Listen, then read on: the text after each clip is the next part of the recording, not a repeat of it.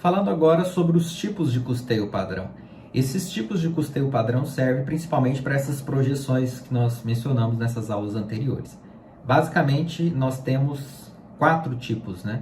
O ideal, corrente, estimado, real. O real, de fato, é aquele que já aconteceu, né? Aquela base para a gente comparar.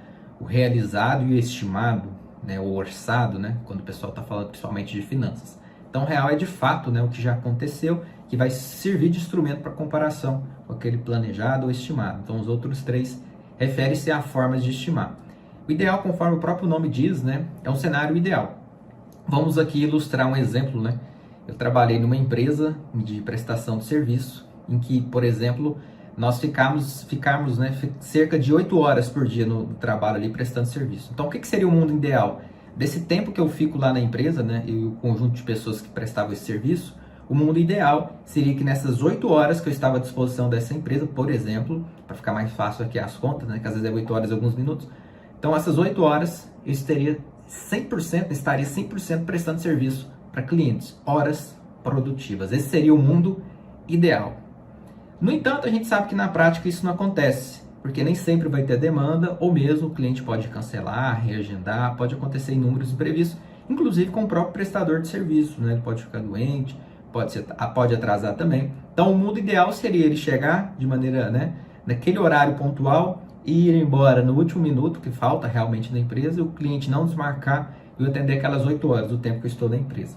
No entanto, a gente sabe que isso pode acontecer, esse imprevisto. Então, por isso que tem a ideia do corrente, que a gente sabe que ele é desafiador, mas não é impossível. Então, daquelas 8 horas, nessa empresa, por exemplo, que eu trabalhava, a gente tinha 6 horas como desafio, né, como uma meta. Nossa, mas de 8, a meta era 6? Sim. Justamente sabendo que haveria, né, reagendamentos, cancelamentos, ou algum imprevisto por parte do consultor, ou mesmo a demanda poderia demorar um tempo a mais, o que faria de maneira indireta cancelar a próxima agenda, né? Então, daquelas 8 horas que nós tínhamos à disposição da empresa, o nosso alvo, né, o corrente, né, basicamente que a gente tinha, né, o desafio, né, a meta, seria às 6 horas, né, que não era, vamos dizer assim, uma missão, de certa forma, na prática, né, fácil de ser feito, mas era um desafio. Tá? Isso vai depender muito do dia e que realmente a gente estava lá. Então, por exemplo, em véspera de feriado, né, a gente tinha às vezes até a agenda já confirmada, mas chegava no dia, muitas das vezes o cliente esquecia de mencionar que ele ia viajar, que aconteceu alguma coisa, ou mesmo a gente atendia o cliente e parte do departamento estava de folga, não daria para fazer aquela agenda completa. Né? Então, o corrente seria isso, né? Seria algo mais próximo, considerando essas variáveis, né, que podem acontecer, mas ao mesmo tempo não deixando na zona de conforto. Tá?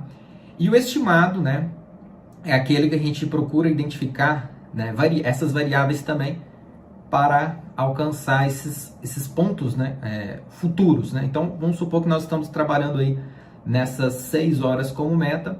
Então, a partir do princípio que eu consigo ter um histórico, eu consigo identificar que nós estamos conseguindo, quanto equipe, essas 6 horas, de certa forma superamos aquela meta, apesar dos desafios, né? Não ser impossível, ser desafiador.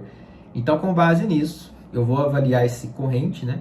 E vou projetar ele num cenário, por exemplo, de 6 horas e meia, 7 horas, né? Então, eu vou projetando, né, cenários futuros para que também não fique, né, uma meta fácil de ser alcançada. Nesse exemplo, né, da empresa que nós trabalhávamos, sempre tinha uma pessoa um ponto fora da curva, né? Então, tinha uma pessoa que, além de fazer essas 8 horas, ela sempre acabava fazendo um pouco mais, né? E virtude de ser um departamento exclusivo de prestação de serviço, e a demanda era latente, então um cliente desmarcava, já tinha outro na fila de espera, e por ser demanda latente, o pessoal até aceitava, né? Mesmo sendo, às vezes, tumultuado ou em cima da hora. Então, isso pode oscilar, né, de caso a caso, que foi só um exemplo que eu ilustrei, apenas para a gente acompanhar aqui as definições conceituais juntamente com o aspecto prático, ok?